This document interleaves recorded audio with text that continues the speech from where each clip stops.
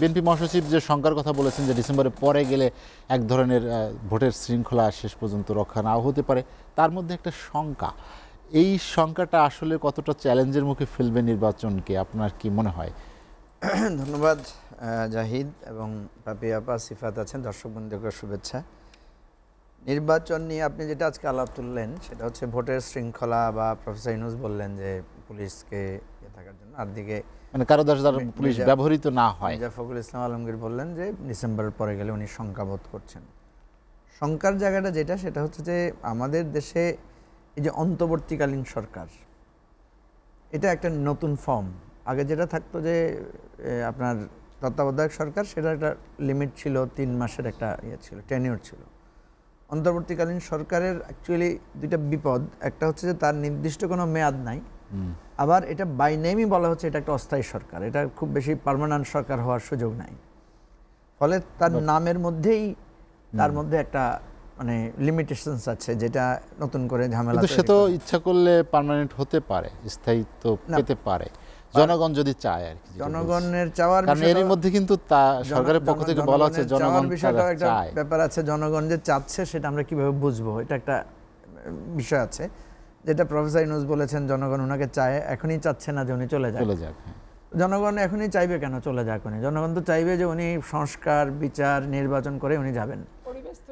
আর যদি জনগণ যখন চাইবে উনি চলে যান, সেটা তো প্রফেসর ইউনূসের জন্য খুব অপমানজনক যাওয়া হবে। কারণ জনগণ চাওয়ার পরে তো জনগণ চাইবে কীভাবে? জনগণ এসে যদি ওনাকে ঘেরাও করে, ধরেন ওনার যেটা ছিল যে গণভবন ঘেরাও করেছে, এখন যদি হয় যে যমুনা ঘেরাও করে, তো তখন জনগণ এই চাওয়াটা তো আমাদের জন্য কাঙ্ক্ষিত হবে না। আমি যেটা দেখি সরি, ভোটের শৃঙ্খলার জন্য শুধু পুলিশ, উনি যেটা পুলিশকে ইন্ডিকেট করেছেন, শুধু পুলিশ না, আমাদের নির্বাচনের জন্য প্রশাসনিক শৃঙ্খলা বা প্রশাসনিক একটা স্ট্রং একটা মানে কমান্ড স্থাপিত হওয়া খুব গুরুত্বপূর্ণ। আমরা কিন্তু এখনও দেখছি আমাদের প্রশাসনিক কমান্ড এখনও স্ট্রংভাবে, শক্তিশালীভাবে স্থাপিত হয় নাই। দ্বিতীয় হচ্ছে যে আপনার নির্বাচন কমিশনকে তো আমরা এখনো পরীক্ষা করতে পারি নাই। নির্বাচন কমিশনের উপর মানুষের আস্থা চলে গেছে আগে যারা দায়িত্বে ছিলেন। এই নতুন নির্বাচন কমিশনের উপরে এখনও আমরা আস্থা স্থাপন করার মতো কোনো পরীক্ষা ওনারা এখনও পড়েন নাই। বরং আমরা দেখতে পাচ্ছি ইতিমধ্যে নির্বাচন কমিশনের ব্যাপারে আমাদের সিফাতদের দল এনসিপি এক ধরনের শঙ্কা প্রকাশ করেছেন যে নির্বাচন কমিশনের কার্যক্রমে তারা সন্তুষ্ট না। আজকে নির্বাচন কমিশন একটা বৈঠক করেছে সব দলকে নিয়ে। এখানে একটা বিষয় আপনাকে বলি, আজকে নির্বাচন কমিশন যে মিটিং করেছে সেখানে সে অনেকগুলো দলকে ডেকেছে, কিন্তু সেখানে আওয়ামী লীগ বা জাতীয় পার্টি বা ওয়ার্কার্স পার্টি এই ধরনের দলগুলোকে ডাকা হয় নাই। এখন সমস্যা হচ্ছে এই ধরনের দলগুলোর এখন স্ট্যাটাস কি? বিএনপি বলছে, জামাত বলছে যে তারা এই দল নিষিদ্ধ করতে চায় না, সরকার বলছে এই দলকে নিষিদ্ধ করার তাদের পরিকল্পনা নাই। তাহলে এই দলকে যদি আপনি নিষিদ্ধ না করেন, সে তো এখন সিদ্ধ দল, তাহলে তাকে তো আপনি মিটিংয়ে ডাকছেন না, নাম্বার 1। নাম্বার 2 হচ্ছে, ধরেন হাইপোথেটিক্যালি ধরলাম আজকে আওয়ামী লীগের লোকদেরকে মিটিংয়ে ডাকা হলো, তাহলে একটা দলও তো ওই মিটিং অ্যাটেন্ড করবে না। পরিস্থিতিটা এরকম যে ফ্যাসিবাদের লোক দেখলেই তো মানুষ বিরক্ত হচ্ছে, মানুষ সেখানে মানে পরিস্থিতি হচ্ছে যে নিয়ম শৃঙ্খলা রক্ষা করা কঠিন হচ্ছে। শৃঙ্খলাবদ্ধ একটা ইলেকশনের জন্য এটা তো একটা থ্রেট, এটা আলোচনায় কিন্তু কেউ আনছে না যে আওয়ামী লীগের বিষয়টা একটা সেটেলমেন্ট লাগবে। আমরা দলগতভাবে যেটা বলেছি যে আওয়ামী লীগের লোকেরা মানুষ খুন করেছে, গুম করেছে, লুটপাট করেছে। অর্থাৎ আপনি যদি হিসাব দেন, আমার কাছে এখানে একটা ডাটা আছে যে ক্রস ফায়ারে খুন করেছে 2276 জন এই 15 বছরের রেজিমে, পিটিয়ে হত্যা করেছে 2073 জন, গুমের শিকার করেছে প্রায় মানে 8 মিলে প্রায় 1200-র উপরে। খালেদা জিয়ার বিরুদ্ধে মামলা হয়েছে 36টা, তারেক রহমানের বিরুদ্ধে মামলা হয়েছে 135টা, আর 32,000 মামলায় গ্রেফতার হয়েছে বিএনপি, জামাত, অন্যান্য আমরা সব দল মিলে 1,77,000। রিমান্ডে নিয়ে নির্যাতন করা হয়েছে 1,15,000-কে। আর বিএনপির লোকের সাথে হত্যার শিকার হয়েছে 4,771 জন। এটা হচ্ছে আপনার পত্রিকার রিপোর্ট। তা আপনি বলেন এই দলটাকে আপনি নিষিদ্ধও করবেন না, রাজনীতিতে আপনি তাকে আবার মানে এই যে একটা অনিশ্চয়তার মধ্যে বিষয়টা আছে, এটা সেটেল না করে ইলেকশন আমরা কিভাবে করব? যেখানে আমরা দেখছি বিদেশি দূতাবাসগুলো বলছে তারা ইনক্লুসিভ ইলেকশন চায়। ইনক্লুসিভ বলে তারা কি ইঙ্গিত করছে আমরা তো বুঝতে পারছি। স্বয়ং সেনাবাহিনী প্রধান বলছে যে ইনক্লুসিভ ইলেকশন লাগবে। অবশ্যই আমরা তো ইনক্লুসিভ ইলেকশন চাই, কিন্তু যে খুন করেছে, যে গুম করেছে, যে আমার রাজনৈতিক মানে আদর্শ সব ধ্বংস করেছে, তার একটা বিচার হতে হবে না? তার বিচার ছাড়া তার সাথে আমি ইলেকশন করবো কিভাবে? ভাই আপনি আমাকে রক্ত ঝরিয়েছেন, আপনার সাথে আমি একসাথে বসে চা খাবো কিভাবে?